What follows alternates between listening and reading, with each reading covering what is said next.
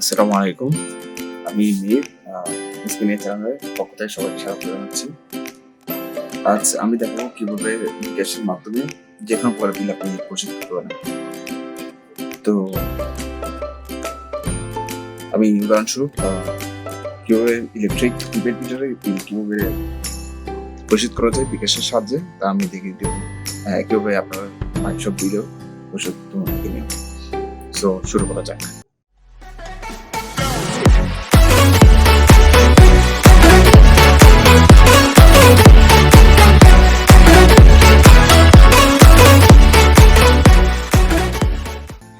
সর্বপ্রথম আমাকে বিকাশ অ্যাপে প্রবেশ করতে হবে। বিকাশ অ্যাপে প্রবেশ করার পর অ্যাকাউন্ট নাম্বার এবং আমার বিকাশ পিন নাম্বার দিব। তো পিন নাম্বার দেওয়ার পর আমরা দেখতে পাবো বিল অপশনে গিয়ে দেখতে পাবো অনেক প্রকারের বিলের সিস্টেম এখানে আছে, যেমন ইন্টারনেট, ইউটিলিটি বিল, তারপর তাছাড়া এখানে সার্ভিস বিল ইত্যাদি।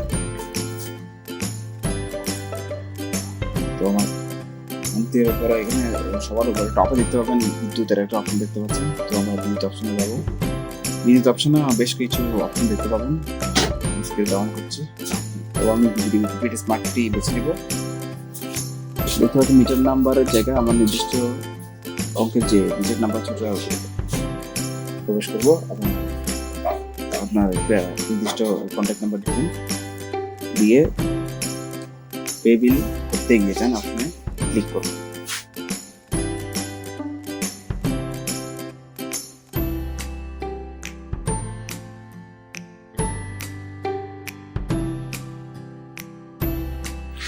তো এগিয়ে যাওয়ার পরে লোড যাচ্ছে। তো আপনার নির্দিষ্ট টাকার অ্যামাউন্ট দেবেন, যেমন 200, 500, 300 যে যত অ্যামাউন্ট রিচার্জ করতে চান ওটা প্রবেশ করবেন। সো ঠিকঠাক মতো প্রবেশ করার পর পরবর্তী স্টেপ এবং পরবর্তী ধাপে যাবেন। তারপরে ওটা লোডিং দেখাবে।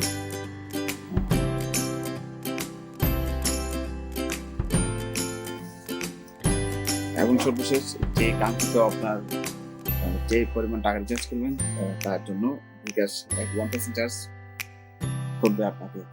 তো আপনি যদি রাজি থাকেন দেন আপনার পিন নাম্বারটা দিয়ে পরবর্তী ধাপে যাবেন।